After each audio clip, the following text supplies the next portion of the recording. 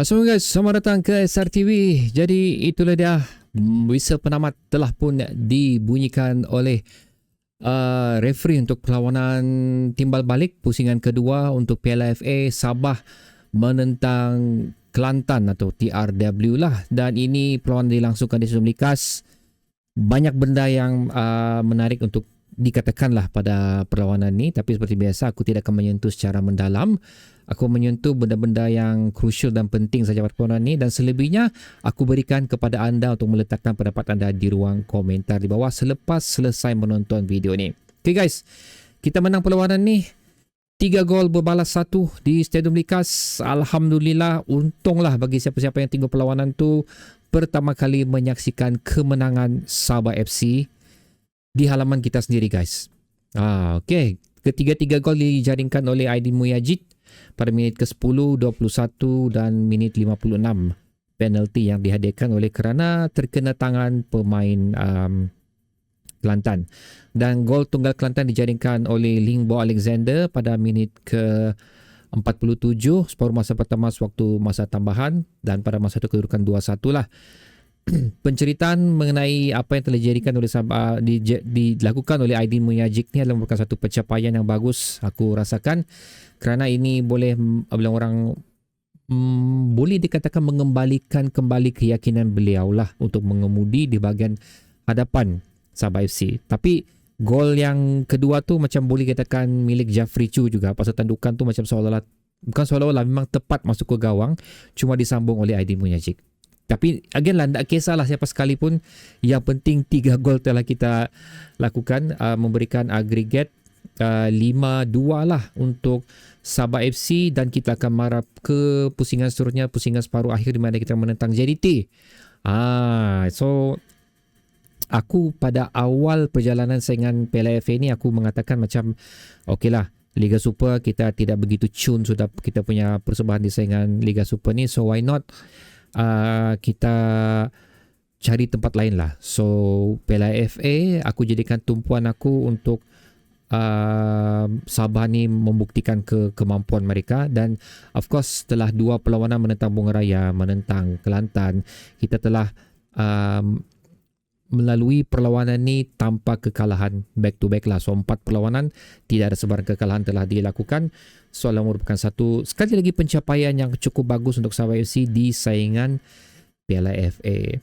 So benda yang menarik diperhatikan perlawanan ni, of course kalau kita tengok dari segi ball possession, memang dimiliki, aku boleh katakan sepenuhnya dimiliki oleh Kelantan pada perlawanan ni. Tapi seperti mana dikatakan oleh Jose Mourinho lah, okay, kau ambil lah ball possession tu, aku ambil gol. Lebih kurang macam tu. Itulah yang telah dilakukan oleh Sabah FC pada perlawanan ni, di mana despite dengan chances yang begitu banyak dimiliki oleh Kelantan, tapi sekali lagi kita telah membuktikan kita lebih klinikal apabila berada di bahagian hadapan, kerana berjaya menyempurnakan peluang-peluang yang dimiliki pada perlawanan ini. So basically tolak penalti 2 peluang lah. Okay, yang pure peluang lah maksud aku tu, memang hasil daripada gerakan yang telah dilakukan. Dan ada seri dia, maksud aku ada manis dia di perlawanan ni, kerana aku again lah, Kelantan ni not bad lah di saingan Liga Super sekarang ni. So untuk kita menundukkan Kelantan 2 kali pada perlawanan ni, so aku dapat melihat di sini macam ada slowly ada perubahan cara permainan Sabah FC. Bukan perubahan cara permainan tetap sama, tapi apa yang cuba disampaikan oleh JP tu macam slowly dapat diterjemahkan oleh pemain kita di atas padang ni, walaupun again bukan perfect. Okay, aku katakan macam ni sekali lagi, bukannya aku cakap okay memang kita akan conquer liga lepas ni, bukan begitu, tapi ada sudah perubahan, ada sudah bunga-bunga dia lah, lebih kurang macam tu cara persembahan Sabah FC pada perlawanan ni. Cuma ianya tidak perfect lagi, terlalu banyak lagi perlu diperbaiki.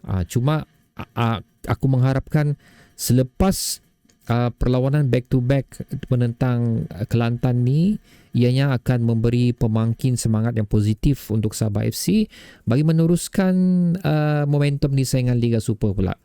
Itu yang aku mahu pemain Sabah FC lakukan, dan itu yang aku mahu kita dipersembahkan lah tentang persembahan Sabah FC ni. So jangan persia-siakan persembahan terbaik timbal balik kedua perlawanan ni. Persia-siakan persembahan ni dengan memberikan aksi yang sama juga. Maksudku yang sama tu, maksudku aksi di saingan Liga Super lah. So aku mau persembahan di Piala FA ni dibawa ke saingan Liga Super, dan aku mengharapkan sekali lagi ianya boleh menjadi pemangkin semangat untuk pemain kita lah untuk beraksi di saingan Liga Super, yang membuktikan sebenarnya kita ni masih mampu, kita ni masih boleh bersaing. Cuma sekarang ni sebenarnya dikatakan oleh JP tempoh hari, sekarang ni Sabah FC dalam proses peralihan untuk menyesuaikan diri dengan apa yang beliau ingin player-player Sabah FC lakukan, dan beliau sendiri mengatakan ianya akan mengambil masa.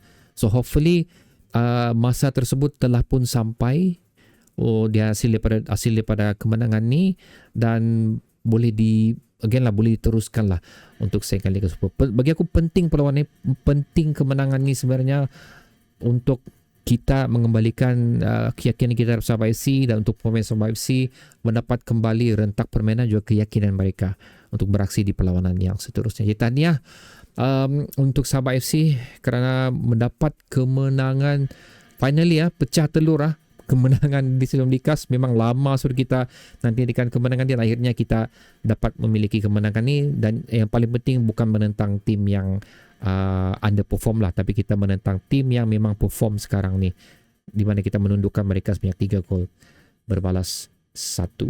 So okay guys, itu adalah benda-benda yang ingin aku sentuh bagi aku yang perlu diperhatikan untuk di sepanjang 90 minit perlawanan ni. So giliran anda pula untuk meletakkan pendapat anda. Bertemu lagi video seterusnya guys. Assalamualaikum.